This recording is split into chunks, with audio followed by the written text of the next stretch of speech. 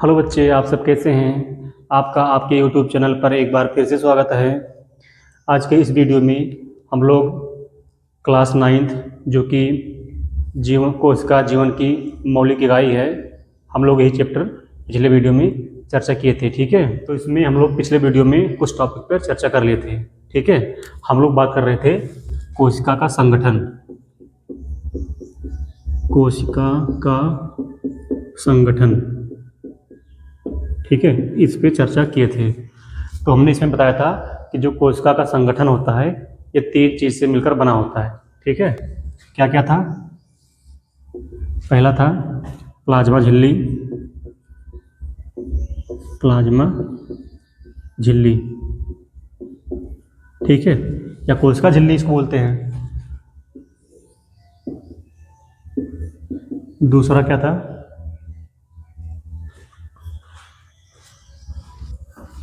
दूसरा क्या था, को मतलब जीव द्रव्य। दूसरा था जीव द्रव्य। तीसरा था कोशिकांग।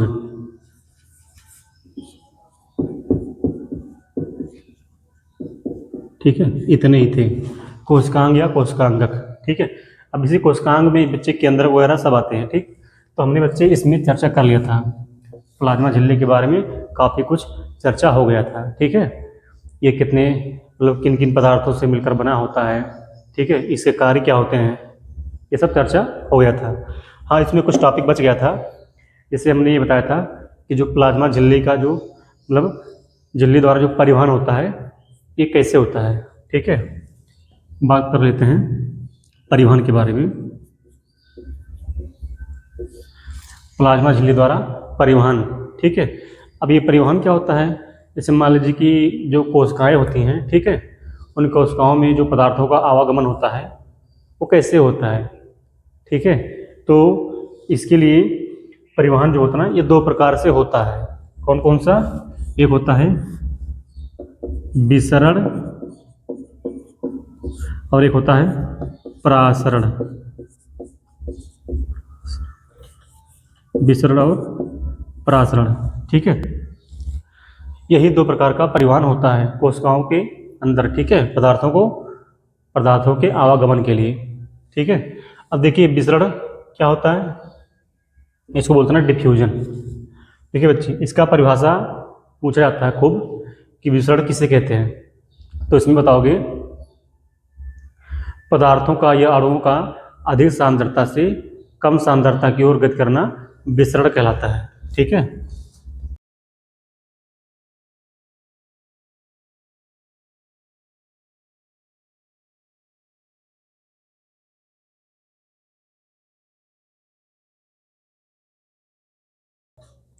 गैस के अणुओं का या पदार्थ के अणुओं का जो है अधिक सांद्रता से कम सांद्रता की ओर गति करना ही विसरण कहलाता है। ठीक है, अब देखिए बच्चे, विसरण हमारे शरीर में क्यों होता है, ये हमारे कोशिकाओं के अंदर होता है। जैसे मान लीजिए हमने यहाँ गैस क्यों लिखा, क्योंकि जो विसरण होता है ना अधिकतर ये बच्चे गैस में होता है, गैस के अणुओं के द्वारा। ठीक है, जैसे हम लोग एग्जाम्पल लेते हैं, मान लीजिए कि ये किसी व्यक्ति का शरीर यानी बॉडी है। ठीक, बॉडी में जब श्वसन होता है, नहीं रेस्पिरेशन होता है ना, तो ग्लूकोज तो बनता ही है, लेकिन साथ में क्या बनता है, CO2 गैस बनता है, यानी कार्बन डाइऑक्साइड गैस बनता है ना। सांद्रता, सांद्रता का मतलब होता है ना मात्रा। ठीक है, अधिक सांद्रता, तो हमारे बॉडी में श्वसन हो रहा है तो CO2 गैस बन रहा है, तो हमारे बॉडी की कोशिकाओं में CO2 की सांद्रता अधिक हो गई क्योंकि यहीं पे बन रहा है। ठीक, और हमारे वातावरण में सांद्रता CO2 की कम है। ठीक, तो हमारे शरीर से बच्चे जब CO2 बाहर निकलेगा, ठीक है, अब निकला क्यों, क्योंकि बच्चे हमारे शरीर में जो है CO2 की मात्रा अधिक है, यानी सांद्रता अधिक है, और वातावरण में जो बाहर का वातावरण है वहाँ पे सांद्रता कम है। तो देखिए, शरीर में सांद्रता अधिक, इधर सांद्रता कम वातावरण में, तो अधिक सांद्रता से कम सांद्रता की ओर गति किया। ठीक है, यही प्रक्रिया होता है विसरण का। ठीक है बच्चे, तो इसका एग्जाम्पल और लोग देख सकते हैं हम लोग, इसका एक एग्जाम्पल हम लोग और देख सकते हैं। जैसे मान लीजिए कि परफ्यूम, ठीक, परफ्यूम जो होता है ना गैस ही होता है। जैसे मान लीजिए किसी रूम में कोई बच्चा परफ्यूम मार के आया हुआ है, ठीक है, वो बच्चा जहाँ पे बैठा हुआ है वहाँ पे सांद्रता अधिक है परफ्यूम की, गैस की सांद्रता वहाँ अधिक है उसके पास, ठीक। और क्लास में जो आसपास में बच्चे बैठे ना, वहाँ सांद्रता कम है। तो देखो ना, धीरे धीरे ना उस परफ्यूम का जो फ्रेग्रेंस होता है ना, वो पूरी क्लास में फैलता है, ठीक। फैला क्यों? क्योंकि उस बच्चे के पास जो है सांद्रता गैस की अधिक थी, ठीक है, तो अधिक से कम की ओर फैलता है, इसीलिए बच्चे जो है परफ्यूम पूरे क्लास में फैलता है, ठीक है। और उसी उसी जो मेथड है, हमारे शरीर से जो CO2 गैस बाहर निकलता है, ये विसरण के द्वारा ही होता है, ठीक है। और जो O2 गैस होता है वो हमारे अंदर आता है, क्यों? क्योंकि बच्चे हमारे शरीर के अंदर कोशिकाओं में O2 की मात्रा कम होती है, क्योंकि बनता तो है नहीं, और हमारे वातावरण में ऑक्सीजन की मात्रा अधिक होती है 21%, ठीक। तो वातावरण में ऑक्सीजन की सांद्रता अधिक है, हमारे अंदर सांद्रता कम है, तो अधिक सांद्रता से कम सांद्रता की ओर गति किया ना, ठीक। तो बच्चे होता है ये विसरण, ठीक। उम्मीद करते बच्चे ये आपको समझ में आया होगा। बात करते हैं परासरण की, ठीक बच्चे। परिभाषा सेम टू सेम इसमें भी होगा कि इसमें बच्चे देखिए गैस थे, इसमें गैस नहीं होंगे, इसमें बताओगे पदार्थ के अणुओं का, बाकी परिभाषा सेम रहेगा, अधिक सांद्रता से कम सांद्रता की ओर, इतना तक सेम है। लेकिन इसमें एक ट्विस्ट है, क्या?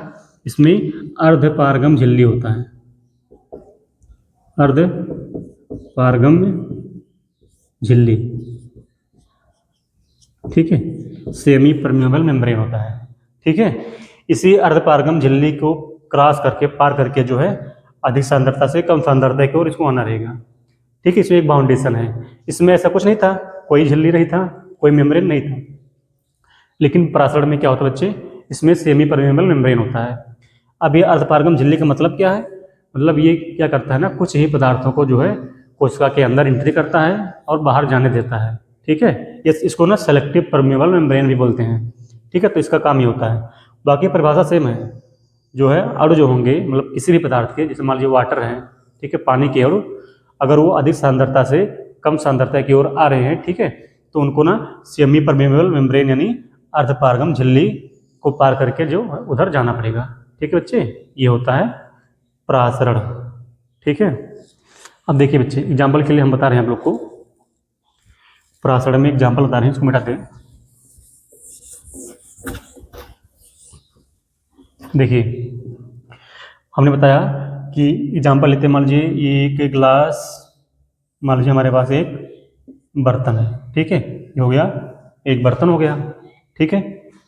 और इसमें बच्चे ये हो गया सेमी परमेबल मेम्ब्रेन, अर्धपारगम झिल्ली हो गया मान लीजिए, ठीक है। और इसमें पानी भरा है, ठीक है, इसमें पानी भरा हुआ है, और इसमें भी पानी है, ठीक है।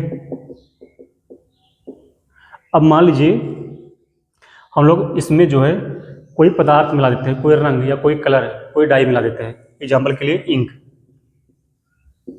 इंक मिला दिए, स्याही, ठीक है। इंक मान लीजिए हम मिला दिए, कोई कलर मान लीजिए ये कलर हम यहाँ डाल दिए, ठीक है। या और कुछ भी, कोई क्रिस्टल डाल सकते हैं, क्रिस्टल, जैसे KMnO4 पोटेशियम परमैंगनेट, मान लीजिए कि ये पोटेशियम परमैंगनेट का क्रिस्टल है एग्जाम्पल के लिए, ठीक है, पानी में घुलनशील होता है। अब आप लोग जानते हो क्या इसका परिभाषा, कि पदार्थ के अणुओं का अधिक सांद्रता से कम सांद्रता की ओर गति करना। लेकिन बच्चे हमने इसमें बताया कि इसमें एक अर्धपारगम झिल्ली होता है, ठीक है। पदार्थ के अणुओं का अधिक से कम की ओर जाना है, लेकिन अर्धपारगम झिल्ली के द्वारा पार करके, ठीक है।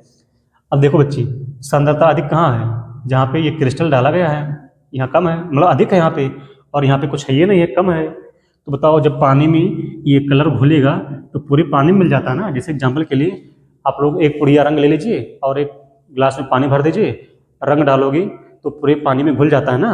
उसी प्रकार यहाँ पे है, बर्तन में हम लोग एक अर्धपारगम झिल्ली लगा दिए हैं, ठीक है। और जैसे ये कलर डालेंगे क्रिस्टल, ये धीरे धीरे जो है इस झिल्ली से होते हुए पूरे बर्तन में फैल जाएगा, ठीक है।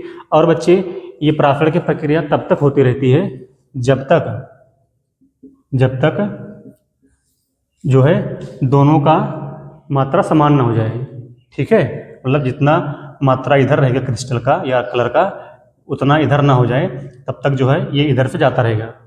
ठीक है, यही होता है बच्चे परासरण। ठीक, और परासरण के द्वारा बच्चे, जैसे आप लोग सुने होंगे ना या खाए भी होंगे, हम लोग कटोरी में वो रेजिन जो काजू भिगो देते हैं। ठीक है, काजू, सॉरी काजू कह रहे हैं हम लोग, वो मुनक्का रेजिन, ठीक है, किशमिश, किशमिश कटोरे में भिगो देते हैं ना, पानी के अंदर डाल देते हैं और सुबह देखते हैं किशमिश जो है फूल जाता है। ठीक है, तो बच्चे किशमिश फूला क्यों? क्योंकि किशमिश के अंदर पानी चला जाता है। देखो कैसे, मान लीजिए कि ये कटोरा है, ठीक, इसमें हम लोग किशमिश डाल दिए पिचके पिचके, ठीक, और इसमें पानी भी भरा हुआ है। सुबह देखते हैं किशमिश बच्चे फूल जाता है मोटा मोटा अंगूर की तरह। ठीक है, ऐसा क्यों हुआ? क्योंकि हमको पता है बच्चे, आप बताओ, किशमिश के अंदर जो है, किशमिश के अंदर पानी की सांद्रता अधिक है कि किशमिश के बाहर कटोरे में? ठीक, तो हम बात करेंगे भाई कटोरे में सांद्रता अधिक है, किशमिश के अंदर पानी सांद्रता बहुत ही कम होता है। ठीक, तो आप क्या मानोगे, ये जो पानी की सांद्रता कटोरे में अधिक है, किशमिश कम था, तो जो है ये इधर से किशमिश की तरफ ही तो जाएगा, पानी किशमिश में जाएगा, इसलिए किशमिश फूल जाता है। ठीक बच्चे, तो ये कुछ एग्जाम्पल थे विसरण और परासरण के। ठीक है, तो उम्मीद करते हैं बच्चे आपको ये टॉपिक समझ में आया होगा, विसरण और परासरण। ठीक है, हम लोग आगे बढ़ते हैं।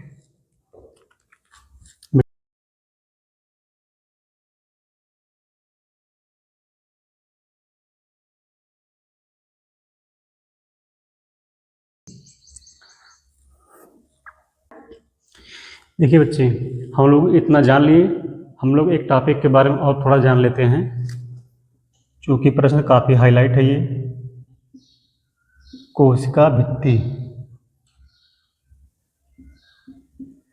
ठीक है, जिसको बोलते हैं ना सेल वॉल।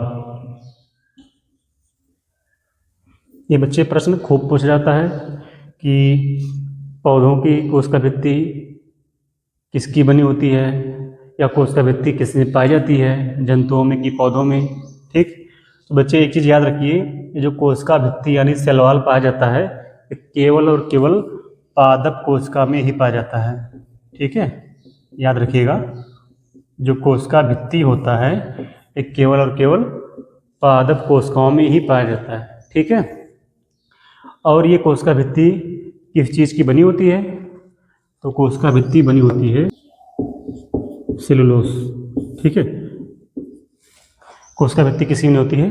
सेलुलोज की बनी होती है। ठीक है, और किस में पाया जाता है? केवल और केवल पादप कोशिका में कोशिका भित्ति पाई जाती है। और कोशिका भित्ति किसकी बनी होती है? सेलुलोज की बनी होती है। ठीक है, अब देखिए बच्चे, कोशिकाओं में मतलब पादप की जो कोशिकाएं होती हैं उसके ऊपर कोशिका भित्ति होता है, और बच्चे कोशिका भित्ति ना काफ़ी मजबूत है, ये मजबूत आवरण की तरह कार्य करता है। अगर इसका कार्य पूछेंगे तो बच्चे ये कोश जो पादप की कोशिकाएं होती है ना, उनको ये क्या करता है? सुरक्षा देता है, प्रोटेक्ट करता है। ठीक है, तो ठीक है बच्चे, आप सब समझ गए कि कोशिका भित्ति पादप कोशिका में पाया जाता है और ये बना होता है सेलुलोज का। ठीक है, और कोशिका भित्ति का जो कार्य होता है पौधों में, ये कोशिकाओं को सुरक्षा प्रदान करता है। ठीक है, यानी बाहरी आघातों से बचाता है ताकि कोशिकाएं डैमेज ना हो। ठीक है, तो बच्चे ये आप लोग समझ गए कोशिका भित्ति क्या होता है, इसके अंदर पाया जाता है। ठीक, चलिए हम लोग फटाफट बात करते हैं अगला टॉपिक, ज्योद्रव्य।